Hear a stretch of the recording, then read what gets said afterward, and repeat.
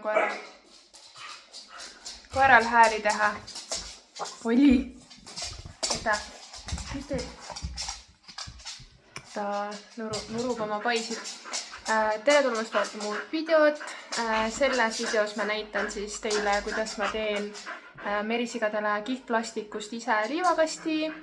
See oli põhimõtteliselt ainuke viis, mis ma leidsin, et teha nii suur liivakast, et nad kõik kolmekesi sinna sisse ära mahuks, vasti siis neljakesi. Selle puhastamine kindlasti ei ole nii mugav kui valmis või plastikust toodetud kassi liivakasti puhastamine, aga see on täitsa okei. Ma vaatasin ka, et kaua mul sellega aega läks, et mul läks mingi 10 minutit, maksimum 15 kõik asjad kokku. Nii et tegelikult ei võta nii palju aega ja seda ma pean puhastama kuskil 2-3 päeva tagant. Et ütleme 3. päeval hakkab juba mingit lõhna tulema, nii et pigem siukse, 2 täispäeva saan sellega hakkama. Vot, nii et selles videos näitangi lihtsalt seda ja kõik lingid panen video kirjeldusse, et kust ma selle kihtplastiku ostsin ja loodan, et teil on sellest videost kasu ja näitan siis ka siin videos, et kuidas ma seda puhastan. Aitäh, et sa vaatad ja kindlasti pane sellele videole ka like ja telli palun minu kanalit, et saada teavitusi uutest videodest. Nii, alustame siis kõigepealt koristamisest, et te näeksid üldse, kuidas see koristamine välja näeb, et kas te üldse kaalute seda ise teha. Igatahes kasutan siis kühvlit selleks, et see kõik välja saada, muidu on päris keeruline seda kallata. Kui on mingi suurem ämber, siis muidugi saab otse kallata ka.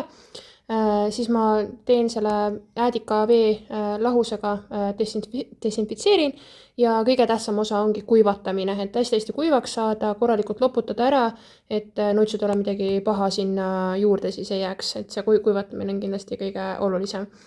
Siia ma panen jällegi Millamoori Aspeni laaste, neid läheb kindlasti rohkem, aga kas ma vahetan iga päev või vahetan 2 päeva tagant, et seal on see vahe. Ja ma panen hästi palju heina neile, et neil oleks mõnus. Nii, ja siis näitangi, kuidas nad mõnusasti siin koos maiustavad. Et siin nad tõesti on väga leplikud, väga hästi saavad seal hakkama, neil on kõigil piisavalt ruumi, kui isegi keegi hakkab tiivatsema, siis sealt on väga kerge saada ka ära. Siit on võib-olla natuke ka näha, et justkui nagu oleks märjaks jäänud, aga see on siis nii-öelda seal kihtplastiku sees. Et mul on see päris alumine äär teipimata jäänud, ma pean seda kindlasti tegema, sest noitsud tegelikult sinna ligi ei saa, aga sealt läheb nagu vesi natuke sisse. Ja see on tõesti väga odav lahendus. Selle tüki hind oli mul 7,90 ja ma saan sellest teha põhimõtteliselt 2 või isegi peaaegu 3 liivakasti. Et praegu ma tegin 1. Muidugi juurde lähevad need küljeliistud, aga need olid mul juba puuri tegemisest nii või naa olemas. Nii et tõesti see hea ja soodne lahendus ja merisigadele tõesti see väga meeldib. Kas ma nüüd jään selle peale või mitte, eks seda aeg näitab.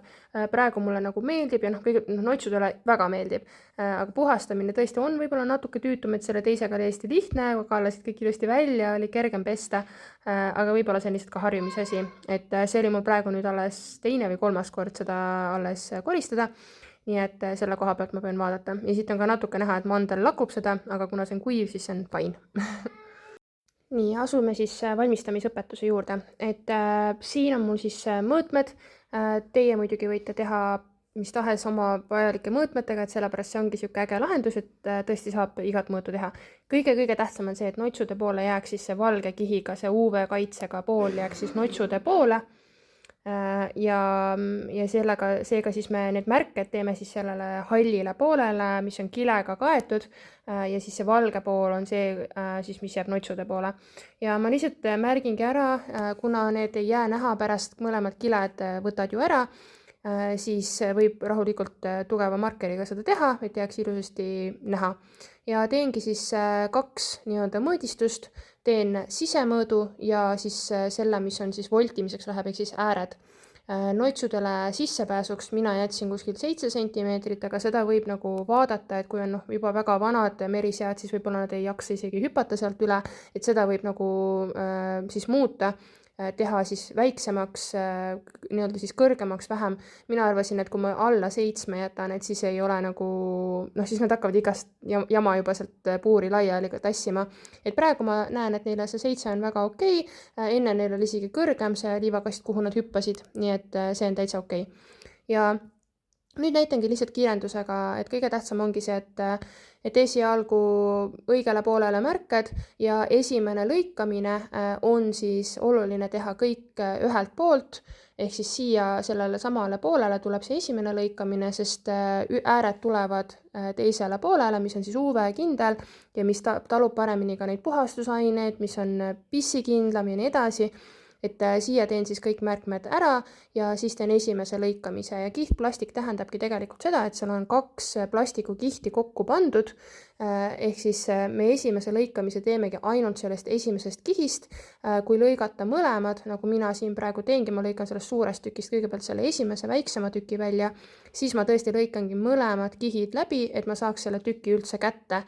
Aga kui me tahame tekitada seda äärt sinna, siis me murrame ju pärast siis selle ühe kihi murramegi ja seetõttu me esimese lõikamise kõik need jooned, mis me märgime, teeme siis ainult ühest kihist lõikamise vaibanoaga.